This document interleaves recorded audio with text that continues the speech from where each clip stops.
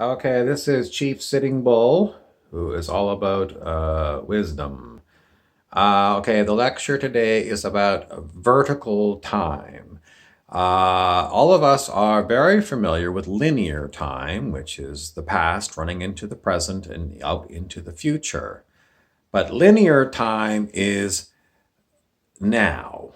It's now, it's now, it's now, it's now, it's now, it's now. So linear time is always concerned about the past and quite often regrets about the past or memories of good times in the past, nostalgia. It worries about the future. Have I made good enough plans for the future? And if I haven't planned, am I going to end up with a disaster because I failed to plan? So it's a lot of anxiety about things, and also a lot about locking myself into routines, having a very full appointment book, a salesman who's got a full book of business and everything that they need to do is all set up in their computerized date book. So that's linear time, whereas the other kind of time is Zen time, which is in the present moment. You're here. You're only here, and you're only here, and you're only here. You're only here. There is no future. There is no past. You're always, always here. So if you're going to be that kind of person, you're going to have a lot of people either look at you and go, wow, I just love the way you operate, or they're going to be going, are you okay? Are you okay? Are you okay? Because either someone is looking for someone like you to be a bit of a role model, or you're going to make waves with people who are all about locking themselves into appointments and, dragging up the past. So that's what you're going to be like. And what does that mean for someone who is always Zen, always now? You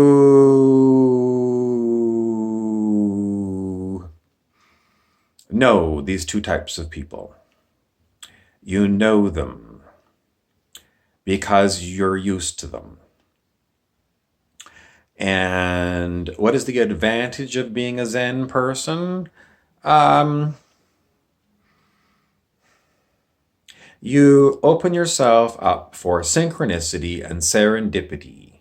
If you've got an appointment book that's completely booked solid for the next 6 months, there is no opportunity for synchronicity and serendipity to come into your life. You are completely there's no room. You have no room because the whole thing is, if you don't have a book of appointments for the next 6 months, then you're free in every now moment to see what synchronicity and serendipity have to offer you. And you have no commitments. You have no commitments, so you are totally free to go wherever, I always say, the spirit wants me to go. Which means, for someone who's all about date books and planning, I remember being in Vancouver and going for a walk with one of these kind of people. And they kept asking me, what are you going to do? What are you going to do? What are you going to do? And they were very frustrated. It was very disturbing to them that I didn't have one of these plans. I didn't have a date book. And I was just going to do what I always do.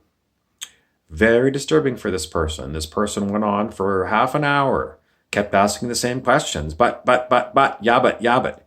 That's what you get with these kind of people. They're yeah, but people. They've got a million of their own personal reasons why you shouldn't do this. why you shouldn't be Zen, why you shouldn't be in the now. So, and a lot of them will go, "Are you okay? Are you okay?" Because it creates fear in them, great amounts of fear in them, because you are free when they are imprisoned. That is what happens if you're totally booked for the next 6 months. You are no different than if you're in a penitentiary. You have no freedom. You are totally, totally, totally without freedom. And, but it's great fear for them because it means somebody is not doing it my way. And there's great uncertainty because it's people like this are all about the future and about the past. And as I said before, if you're future oriented, it's great high anxiety because the uncertainty that you have about what's going to happen in the future can only be suppressed by booking yourself so that there's no free time. So oh, I can relax. I know what I'm going to be doing 3 weeks from now at 6 o'clock at night. So it's a way of controlling anxiety, but it stifles life. And the great fear of people who are like this is when someone who is totally now, it just disturbs them. It goes to the core of the way they operate. And, they're basically going, "Are you okay?" But really what they're doing is they're projecting because they're asking themselves, "Oh my God, am I okay?" The anxiety never stops. Even when you've booked yourself, your anxiety never stops because you still know something could happen. Something could happen that's unforeseen. If I don't know what the heck's going to happen, I'm going to worry about it. So worry, worry, worry. Stress, worry, anxiety is all about worrying about the future.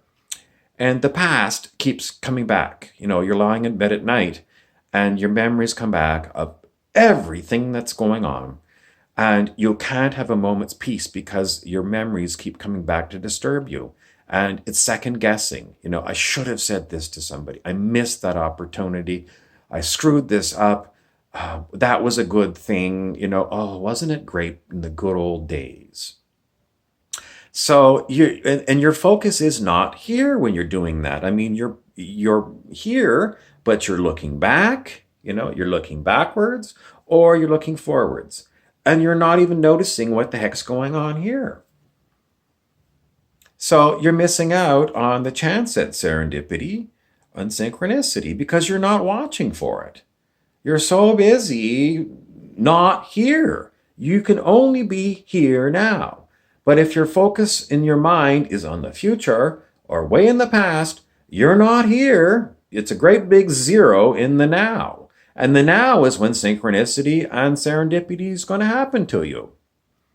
And so your awareness isn't here. And it's just like, you're just might as well have your eyes closed and, cover your ears. You've got nothing going on here in your present day awareness. So it's, that's the lecture. So there you go. If you want to be present and Zen now, that's what you got to do. Follow